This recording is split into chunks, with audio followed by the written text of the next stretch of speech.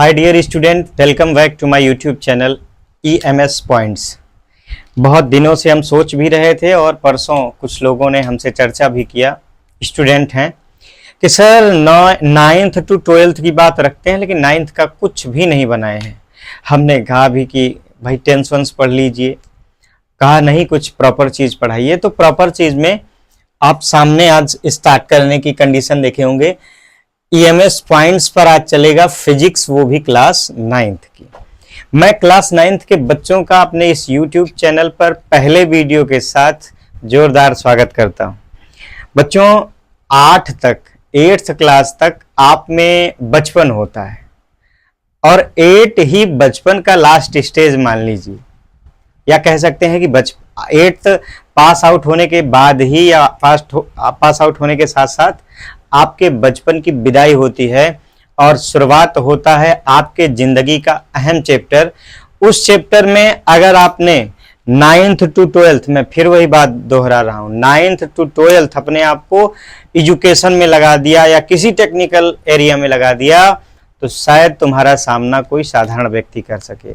लेकिन यहीं से एक दूसरा जो आपको तबाही और गलत रास्ते की ओर ले जाएगा वो भी दौर शुरू होता है। संगत का बुरा असर पड़ता है, अपने आइकन का बुरा असर और अच्छा असर पड़ता है। कौन आपका आइकन है? तो माय डियर, दिमाग में ये रखिए कि 9th से कुछ बातों को बैन करते हुए अपने लिए जीना शुरू करिए। Only 4 year, then 2 year, after 6 year you will become great person and personality। तो हम फिजिक्स की चर्चा करें उससे पहले आपको पुस्तक के बारे में बता दें या सब्जेक्ट के बारे में बता दें। देखिए 8th में भी फिजिक्स, केमिस्ट्री, बायोलॉजी का सम्मिलन था, सम्मिलित रूप से था, लेकिन वहां आपने चैप्टर, क्वेश्चन, आंसर, ये वो इस पर ज्यादा केयर किया। अब यहां आपने देखा होगा कि फिजिक्स का पार्टीशन अलग है, केमिस्ट्री का अलग है, बायो का अलग है। ऐसा क्यों?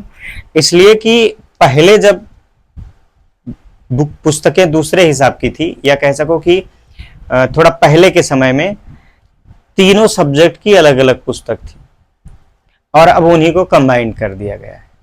तो 9th के फिजिक्स में सबसे पहला चैप्टर है गति, जिसको अंग्रेजी में कहते हैं मोशन। अक्सर भौतिक विज्ञान की कुछ घटनाएं हमारे साथ होती रहती हैं, लेकिन हम लोग क्या होता है कि उसको एनालिसिस नहीं करते, उसका विश्लेषण नहीं करते और उसका सही जानकारी हमको नहीं मिलती।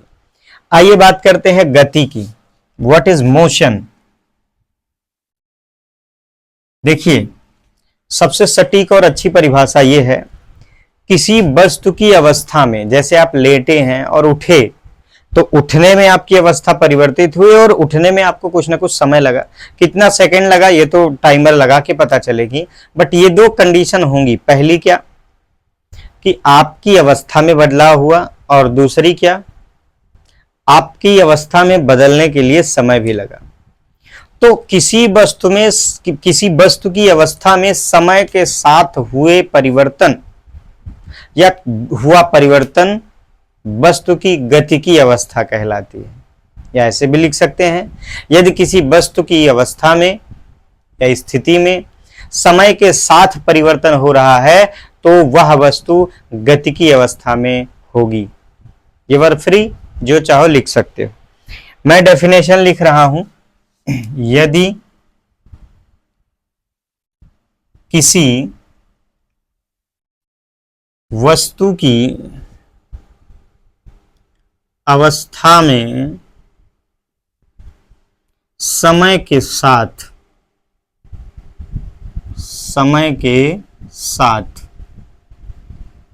परिवर्तन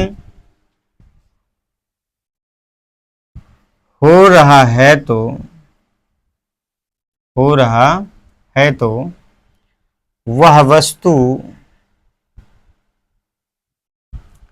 गति की अवस्था में होती है या होगी। गति की अवस्था में होगी। अच्छा, आपने देखा होगा गति के प्रकार, गति कई प्रकार की होती है। गति के प्रकार, तो सबसे पहले हम लिखेंगे या समझेंगे सरल रेखीय गति।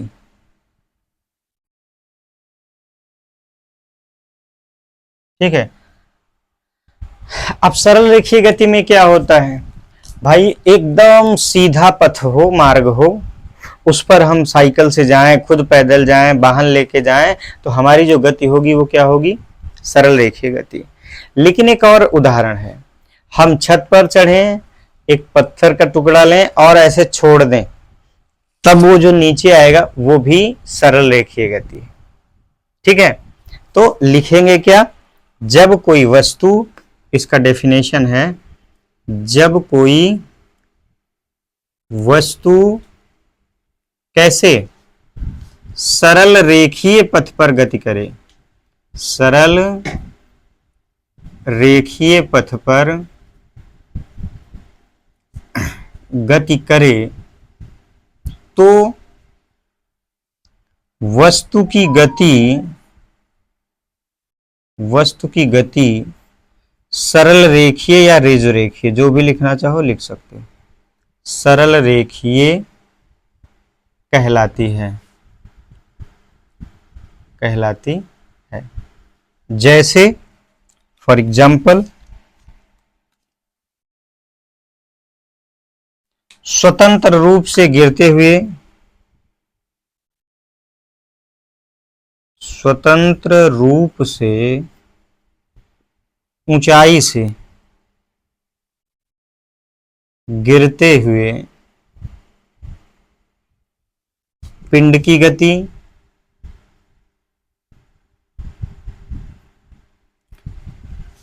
सीधे ट्रैक पर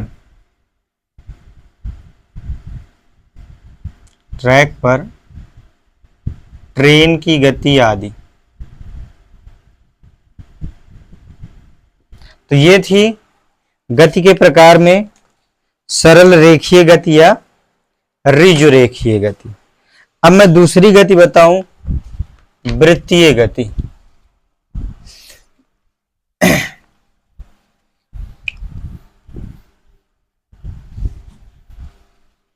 वृत्तीय गति दूसरी गति है वृत्तीय गति, सर्कुलर मोशन।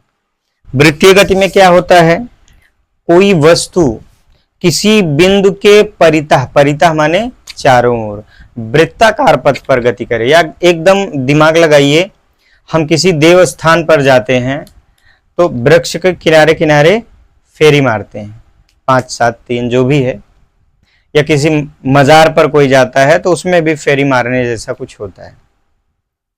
तो वो जो हम घूम रहे हैं वो वृत्ताकार पथ है, वही घूमना हमारा क्या है, वृत्तीय गति। और इसी तरह से सूर्य के चारों ओर ग्रह भी चक्कर लगाते हैं, उनकी भी गति क्या है, वृत्तीय गति। चलिए, जब कोई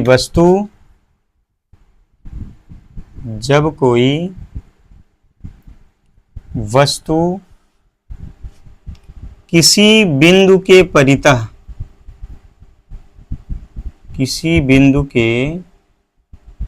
परितः माने चारों ओर, बिंदु के परितः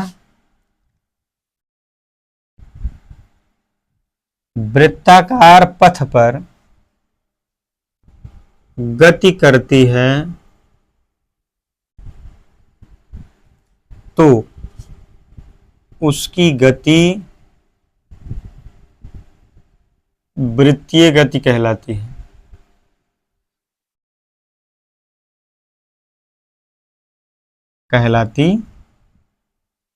है। जैसे क्या, ग्रहों की गति,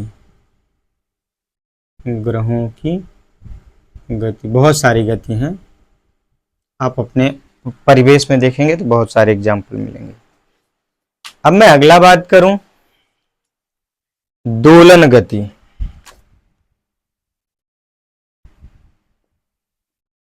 दोलन गति, ऑक्सीलेटरी मोशन।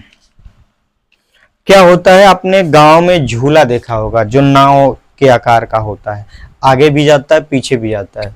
दूसरा आपने पेंडुलम देखा होगा, बड़ी वाली घड़ी में पेंडुलम का चलना, ये क्या है, दोलन गति। तो डिफाइन कैसे करेंगे, ये अपने मध्यमान के ऐसे बीचों बीच में रहता है, जब इस पर फोर्स अप्लाई करते हैं तो ये अपने आप इधर उधर गति करने लगता है। तो जब कोई वस्तु अपने मध्य बिंदु या मध्यमान के इधर उधर बार बार गति करे तो वस्तु की इस गति को क्या कहते हैं, दोलन गति कहते हैं। चलिए मैं लिख दे रहा हूं, जब कोई वस्तु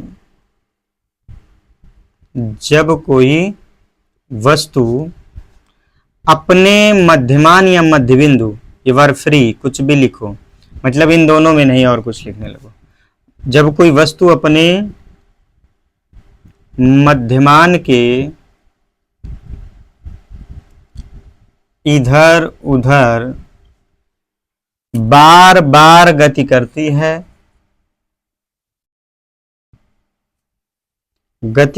है तो उसकी गति दोलन गति कहलाती है, दोलन गति कहलाती है। फॉर एग्जाम्पल, जैसे झूले की गति, झूले की गति, पेंडुलम की गति बहुत सारी हैं, ऐसे लिख लेंगे।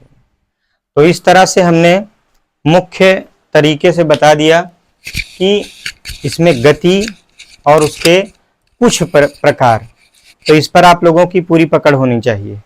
आप लोग 9th में बिल्कुल मत घबराइएगा, जो भी वीडियो आपको मिलेंगे परफेक्ट मिलेंगे और मजबूती से मिलेंगे। लेकिन आप अगर चैनल पर नए हैं तो चैनल को सपोर्ट कीजिए, सब्सक्राइब करके बेल आइकन जरूर दबाइए और वीडियो पूरा देखिए।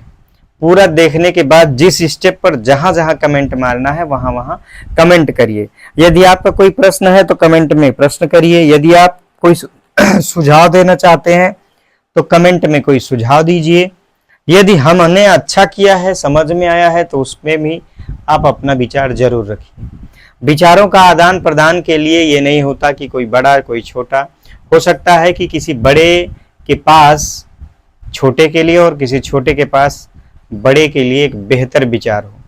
तो अच्छे विचार, अच्छी बात और अच्छे काम करने वाले ही अच्छे मार्ग पर जाते हैं, अच्छे पद प्रतिष्ठा पाते हैं।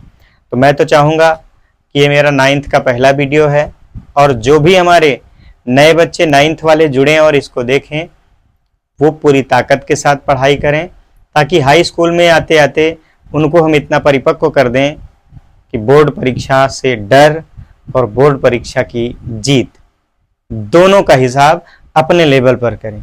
फिर मिलते हैं अगले वीडियो के साथ, तब तक के लिए थैंक यू।